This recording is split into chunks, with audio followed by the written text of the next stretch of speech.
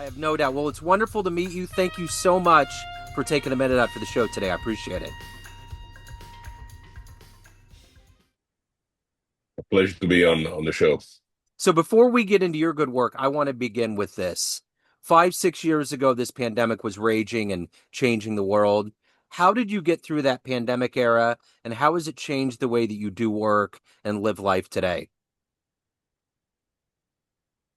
I think pandemic, was a big challenge, for all of us, and I think we learned some things that we didn't know about ourselves, and I think the big thing, that I kind of what came out of that uh, time is that we kind of looked more inwards, which a lot of before pandemic, we a lot of folks focus outwards, where we're looking at. Everything that we do at work, how we get to work, how we drive somewhere, how we go, and all of a sudden, like we got that clothes in our house, which kind of made us more aware, like, of our family and everybody around it. Like, we got a little more vision of how all of that operates, more closely, than we ever did, So I think what change, and it kind of, you almost like, be, we got a kind of mirror, so when you actually kind of from the point of leadership, it changes, where we kind of learning more about ourselves, and how we can become like, trusted to our own selves, where we can, become better, and we can understand like, more how we position inwards, so I think that was like one big change, and it's more and more like, philosophical than, maybe like, the answer, that was expected. But I think, there was, there was a shift. Now, the second big issue, or second big thing that happened, is that we start relying all on technology, where, and kind of from positions, and from writing of my book, like, it's very, it's much more difficult to, develop like, trusted environment, where you're not in the room with people. You're talking like, over the internet, sometimes, with video, sometimes just voice, and trying to get somebody's buy-in, that elevated, the way we need to think about developing a trust, and how do we do that in an environment, where we are not around the same water cooler, or we are not in the same kitchen, or we are not like around like, same conference room table, or we are not eating in the same cafeteria, and I think, you know, that's where we, you know, started thinking, like, a little different. And at the same time, I think developing the trust, like, within the organization, within like, partners, within like, clients, it just always took much longer. And in some organizations, I think kind of looking back now at pandemic, they lost, some of that connection that they're trying to repair, where where people like, are able to communicate much freely, and not fall in the gaps, well, I don't know who this person is, or I don't know who this client is, or so I think, it's we're a little bit in the repair mode, on that, because that kind of critical environment of being in a face-to-face interaction has disappeared, during pandemic. And I think that has changed and kind of increased uh, a need for mending the trust, within in organizational environment, and then also in a personal environment. There's a lot of us that have not seen some of our best friends, for a long, long time, and since then they may have moved to the different direction, and now you're trying to like reconnect with them. Actually, I was personally trying to still reconnect with some people like that I was very close to because, during pandemic, kind of lost track.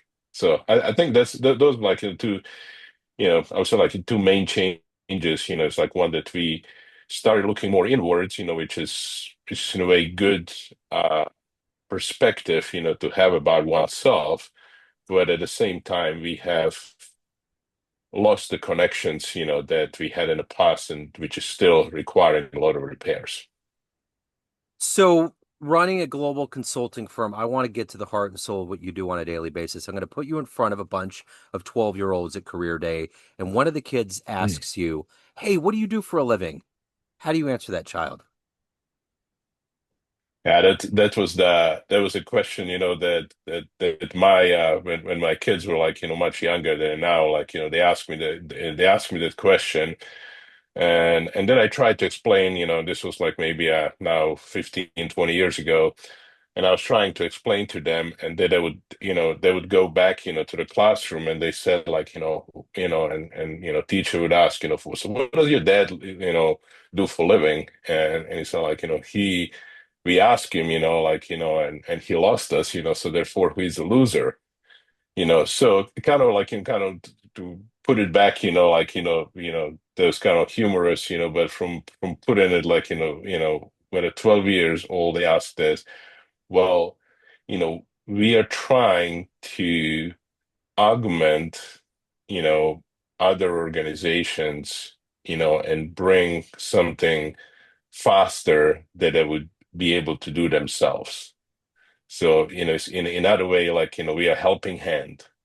If you're asking, like, friend to help you, that's kind of we come around. We had that friend, that you ask for help. So, what did you want to be when you were 12 years old? What was your dream job? When I was 12 years old, I actually wanted to, like, to design ships. I was very, I grew up by the ocean, like, everyone in my family was like, captains or sailors, so I said, well, I'm not going to do that, because I'm gonna always be away. And I think I was kind of looking at some of their lives, so, well, maybe, but I still am connected with that, so my dream was to design all those big ocean going ships, that or yachts or anything, that was like moving on the ocean. So those my dream job. And so I went to school, like to learn all of that, got couple degrees and graduate degrees, like into that subject, and then computers came. And I said, well, then he became from the fun job, like from being around the people, like, working at the same table and looking at these beautiful lines, like, of ships and ocean, going large vessels, and to sitting around the computer all day. And that my dream job quickly disappeared. I learned about it like in about 1 year. And I tried to get like my first job interview, and they told me what I'm going to be doing. I said like, I'm not doing this, I'm done. Yeah. So that's kind of a shift. So, take me back to where you were born and raised. What were the early seeds that were planted that has evolved into who you are as a leader with your company and helping people get to a better place? How did this happen?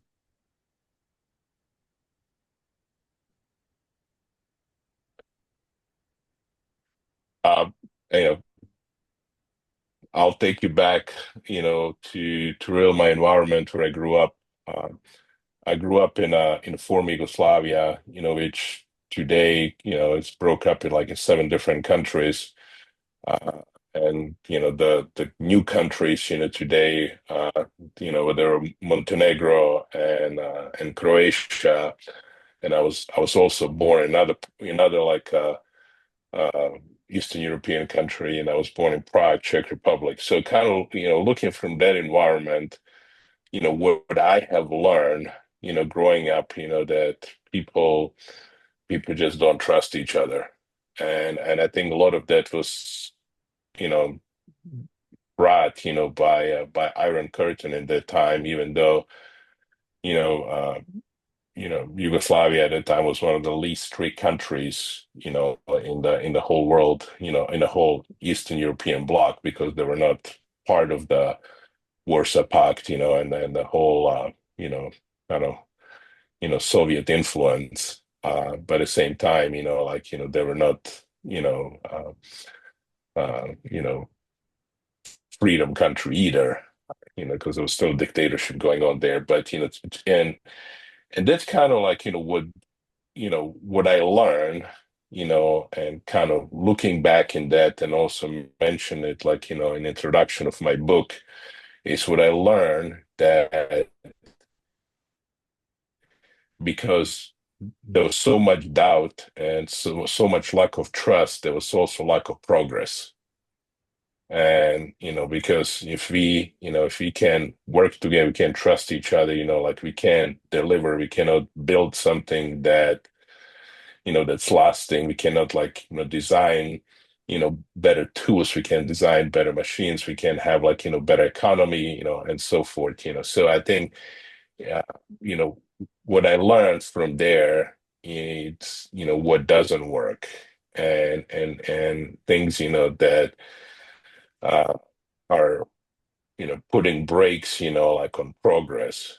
And that's why I was very much motivated by the whole idea of and talking about importance of trust, trust being in a and work environment, trust being at home, trust being you know with your friends, with you're always gonna like get ahead, even in at some point, you may be, and the people even in you know that you hear this day that they have a lot of doubts about trusting somebody, but you have an option as an individual, like to to motivate others to do it, or to stay away from environment that does not allow you to do that. So you can make those decisions, and kind of like looking kind of on my past, and where I came from, and where I'm like if we focus on establishing environment where where trust is the main pillar of success, then you'll be successful. And I think that's where kind of from my start to where I'm today, and to where we even working with consulting with the clients, it's that we can accomplish a whole lot more if we establish environment of trust. So, who's been your hero? Who's been an inspirational force for you in your life?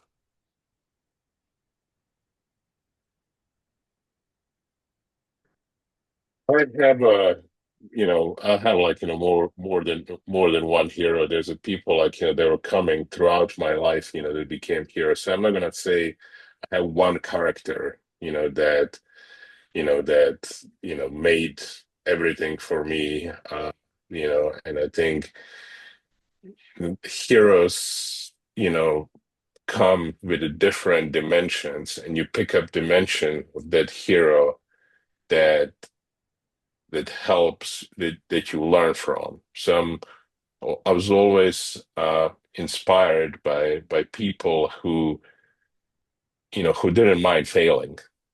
You know, uh, you know, talking about people like even some of the people today, like when you read about like some successful people from Elon Musk to Steve Jobs, to others, they had no fear of failing.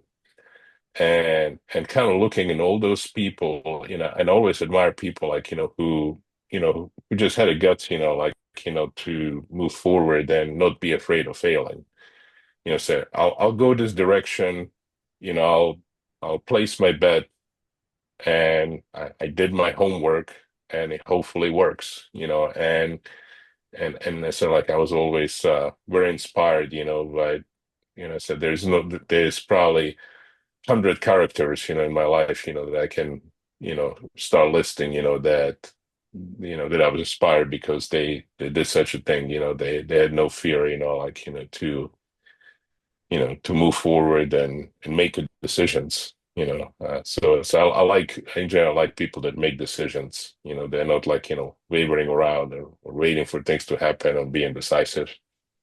So when you think about the word retirement, what's the first thing that comes to mind? How do you conceptualize that idea?